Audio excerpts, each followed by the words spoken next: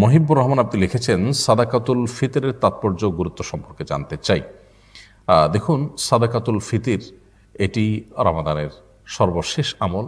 এই আমলের মাধ্যমে রমাদানকে আমরা বিদায় জানিয়ে থাকি।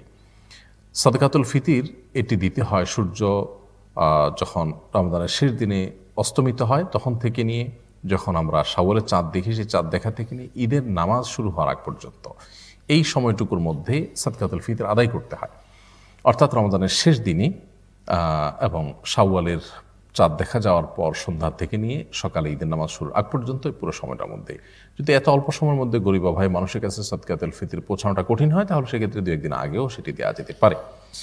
সাদকাতুল ফিতর এর তাৎপর্য কি? তাৎপর্য হলো যে আল্লাহ রাব্বুল আলামিন গোটা পৃথিবীর সমস্ত মানুষগুলো, বিশেষ করে অভাবী মানুষগুলো, তারাও যেন খাবার পান, তাদের যেন খাদ্যের ব্যবস্থা থাকে, অন্তত ঈদের দিনে যেন খাদ্যের জন্য কারো কষ্ট করতে না হয়। সেজন্য ইসলামের এই খাদ্য বিতরণ কর্মসূচির অংশ হিসাবে সাদকাতুল ফিতর আমাদেরকে দেওয়া হয়েছে। নবী করিম সাল্লাল্লাহু আলাইহি ওয়াসাল্লাম সাদকাতুল ফিতর সম্পর্কে, বা যেটাকে যাকাতুল ফিতর বলা হয়েছে, এই যাকাতুল ফিতর, সাদকাতুল ফিতর বা ফিতরা যে নামেই বলে না কেন, এ সম্পর্কে তিনি বলেছেন এটা তোহরাতান লিস-সাইমি ওয়া তু'মাতান লিল মাসাকিন। এটা হলো মিসকিনদের জন্য খাদ্য দান কর্মসূচির অংশ। অর্থাৎ ঈদের দিনে আমরা যে আনন্দ করব, আমরা যে উৎসব করব, আমরা যে ফুর্তি করব, আমরা যে ঈদের আনন্দে মেতে উঠব, তার আগে গরিব অভাবী মানুষের খাবার পৌঁছে দিয়ে তাদেরও যেন আনন্দের বন্দোবস্ত আমরা করি, সেই নির্দেশনা ইসলাম আমাদেরকে দিয়েছে। ইসলামের যে ঈদ বা উৎসব, সেটির সাথে অন্য সাধারণ উৎসবগুলোর একটা বড় ধরনের পার্থক্যের জায়গাটা এখানে আমরা দেখতে পাই। যে অন্যান্য উৎসব সময়ে শুধুমাত্র ভোগ আছে, উল্লাস আছে, সেখানে নানা রকমের আয়োজন আছে যেগুলো শুধুই ব্যক্তির নিজের জন্য।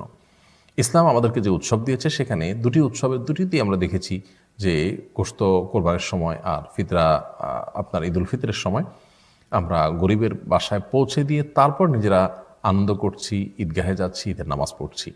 তার মানে শুধু ভোগ নয়, বরং ভোগের পাশাপাশি ত্যাগের মহিমা যেন উজ্জীবিত হয় মানুষ, সে শিক্ষা ঈদুল ফিতর এবং ঈদুল আজহা আমাদেরকে দেয়। এবং ঈদুল ফিতর উপলক্ষে যে ফিতর আমরা দিয়ে থাকি, সেখানে এই গুরুত্বপূর্ণ দিকটি রয়েছে। আরেকটি বিষয় হলো যে রমাদানে সিয়াম পালন করতে গিয়ে আমাদের ছোটোখাটো ভুল ভ্রান্তি হয়ে যায় আমাদের নিজের অজান্তেও। সেই ভুল ভ্রান্তিগুলো থেকে আমাদেরকে মুক্ত করবার জন্য এটা একটা আয়োজন। এই জন্য নবী সাল্লাল্লাহু আলাইহি ওয়াসাল্লাম এটাকে বলেছেন যে তোহরাতান লিস-সাইমি আনিল লাগবি ওয়ার রাফাস। রোজাদার ব্যক্তি রোজা রেখে যে সমস্ত অহেতুক অনর্থক কথা বা ভুল কাজ করে ফেলেন নিজের অজান্তে, বা ছোটোখাটো ভুল ভ্রান্তি হয়ে যায়, সেগুলো থেকে তাকে পরিচ্ছন্ন করবার জন্য, তার রোজাটাকে রিফাইন করবার জন্য, ফ্রেশ করবার জন্য এই আয়োজন সাদকা ফিতর দিলে সেটি হয়ে যায়।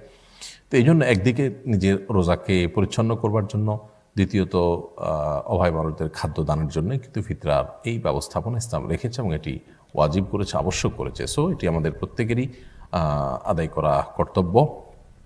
এবং যখন আমরা কেউ সামর্থ্যবান হব, যাকাত দেওয়ার মতো সম্পদের মালিক হব, তখন নিজেদের তরফ থেকে বটে, নিজের পরিবারের সমস্ত সদস্য, এমনকি নাবালেগ ছোটো বাচ্চা থাকলে তারা, আমাদের অধীনস্থ যারা থাকে, আমাদের একান্নভুক্ত যারা, তাদের সবার তরফ থেকে পরিবারের কর্তা ব্যক্তির ফিতরা আদায় করা আবশ্যক। ফিতরা হিসাবে তারা গরিবদেরকে খাদ্য দিবেন। অনেক উলামাদের মতে খাদ্যের বিপরীতে যদি টাকা দেওয়া হয় খাদ্য কেনার জন্য, তাতেও ফিতরা আদায় হয়ে যাবে, যেটা আমাদের উলামা ইকরামের মত এবং আরও অনেক উলামাদের মত। যদিও আরব উলামা ইকরামের ক্ষেত্রে ভিন্ন মত পোষণ করে এবং তারা মনে করেন যে ফিতরা হিসাবে শুধুমাত্র খাদ্যই দিতে হবে, যেহেতু হাদিসে খাদ্য এটা আলাদা করে স্পেসিফিকলি বলা আছে।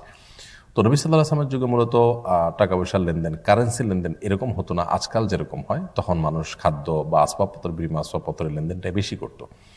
তো এখন গরিবের জন্য টাকা পয়সা দিলে সে তার পছন্দ মতো খাদ্য কিনে নিতে পারে, সেজন্য টাকা দিলেও ফিতরা আদায় হবে। তবে সরাসরি হাদিসের উপরে যদি কেউ হাদিসে যা আছে হুবহু সেটার উপর আমল করতে চান, তাহলে খাদ্য দেওয়া যেতে পারে। এবং সেক্ষেত্রে আমরা চাল দিয়ে দেই, গম দিয়ে দেই, আটা দিয়ে দেই, কিংবা কিশমিশ দিয়ে বা যেটা দিয়ে দেই না কেন, এর পাশাপাশি আমরা যদি গরিব দুঃখীদের জন্য আমাদের দেশীয় ট্র্যাডিশন অনুযায়ী সেমাই বা অন্যান্য জিনিসপত্র, মুরগি ইত্যাদি, চিনি ইত্যাদি কিনে দেই, তাহলে সেক্ষেত্রে তাদের ঈদের আনন্দটা ষোলকলা পূর্ণ হবে। যদিও সেটা আবশ্যক নয়, সেটা ঐচ্ছিক দানে পরিণত হবে। অর্থাৎ আবশ্যক হবে শুধুমাত্র যে মূল ফিতরা সেটা হতে পারে চাল, হতে পারে গম, হতে পারে আরও যে সমস্ত খাদ্যগুলোর কথা হাদিসে আছে সেগুলোর কোনো একটি।